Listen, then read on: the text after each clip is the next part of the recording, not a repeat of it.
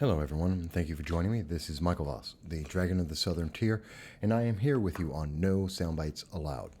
And I'm happy to be here with you, although what I'm going to talk about is a little bit troubling. It's a little bit confusing. There's a lot of news here that isn't quite logical or doesn't make a lot of sense.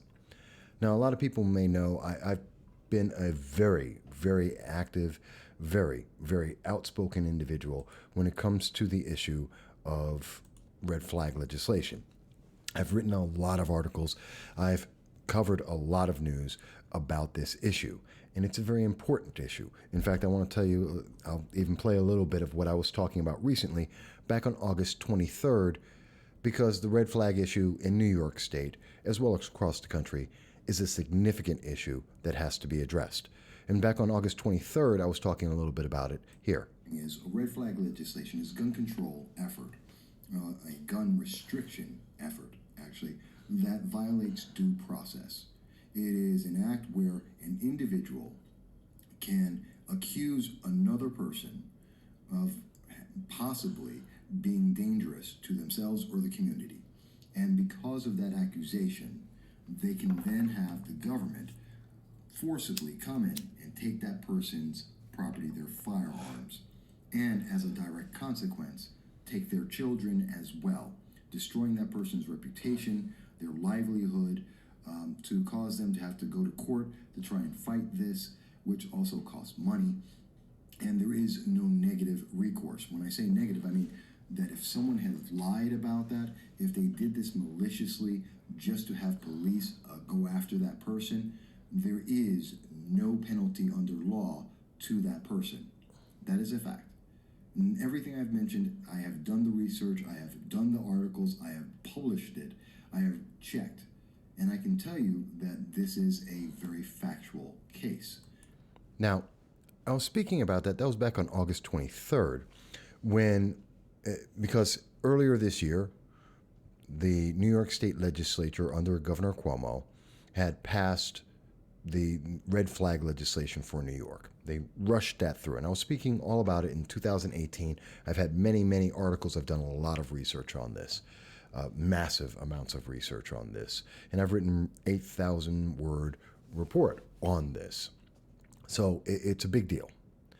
And this issue is something that came to a head to an extent most recently. Now, over the summer, we found out there are 129 red flag actions that have happened since August 24th until about a month ago. And over 129 of them taking place, including in Putnam County, New York. And so it's a very big issue, considering that 1 in 5 people in New York State are believed to be gun owners and have rights. So we have a very serious issue that's affecting a lot of people. It's a very sensitive issue.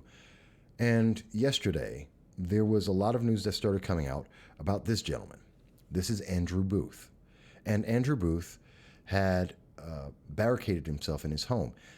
News was very sporadic to start off with. This seems to have been an event that started at 2 p.m.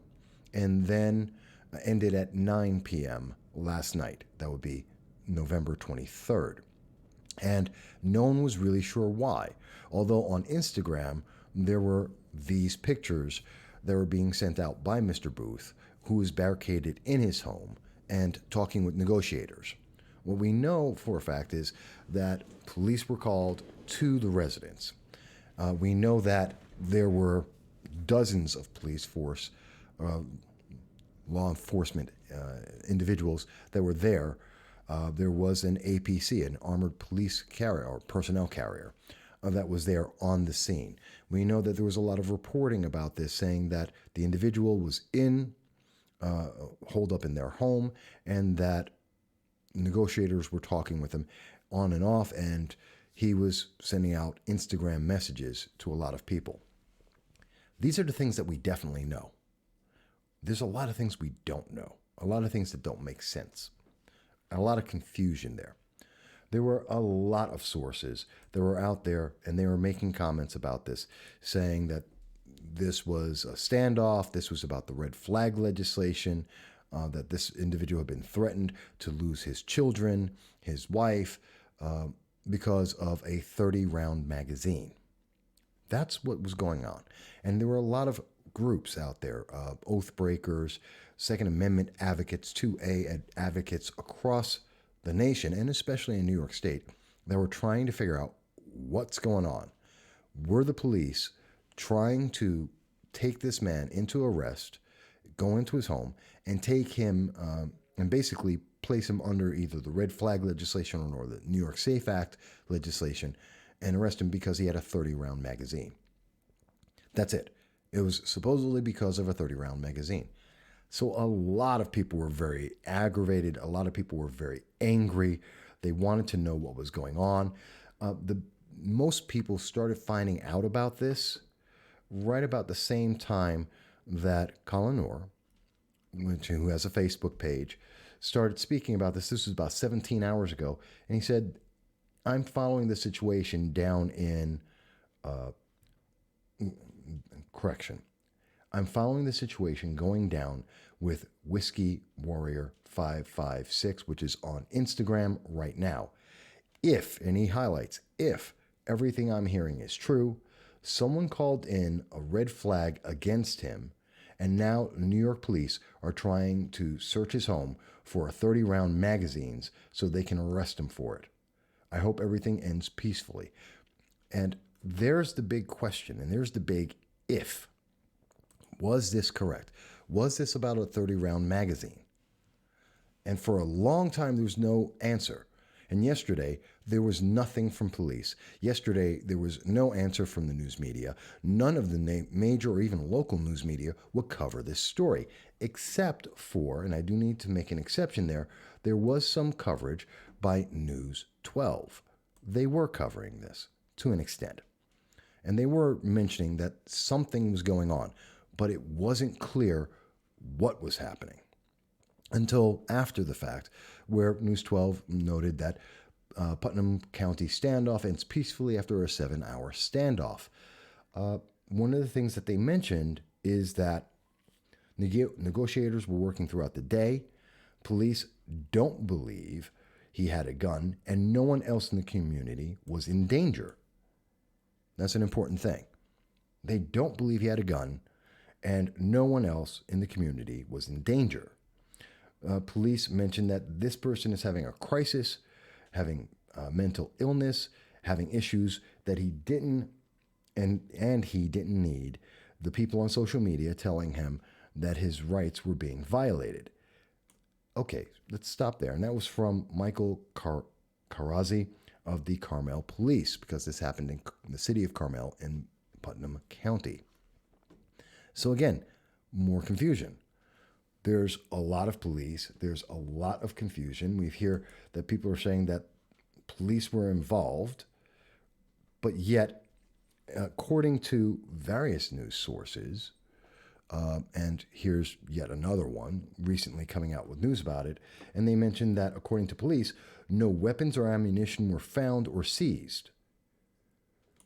No ammunition, no rounds were seized. So that's very important to me, because I've seen the news that's saying there's no ammunition, there's no rounds.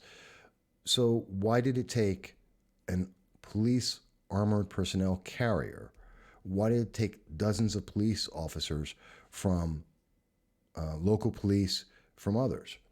And part of the reason why they said that this had to happen, according to various news media, stems from the fact that police mentioned that there was a gunshot that was heard. That supposedly there was a officer, and I'm just looking over which news story said it. Yes, here it is. And again, I'm going back to the channel, the News 4. This is LO HUD. What is this? This is the LO HUD article. 6-hour standoff in Carmel ends in arrest. This is the Rockland Westchester Journal News, where they state that according to police, the town of Carmel police, at 2:19 p.m., police heard what they thought was a gunshot, and then they requested backup. But there was no firearm found. Okay, so they were going, supposedly there's a domestic abuse case that was going on. And when police went to investigate that, they then found out that they thought they heard a firearm go off, and then they went forward. So if in fact they were hearing that, then you heard a lot of media saying, hey, we've got to react to this. A lot of people on social media were reacting to this. And it turns out we don't know what really was happening. We have seen that organizations like the New York Lightfoot Militia have come out and they've recently mentioned that there was a lot of confusion here, that everyone was hoping that there would be no bloodshed, that this could be resolved simply and safely, and that many militia groups and other groups were trying to get together to get down there to find out what was going on and to help resolve this peacefully as best as could be happening.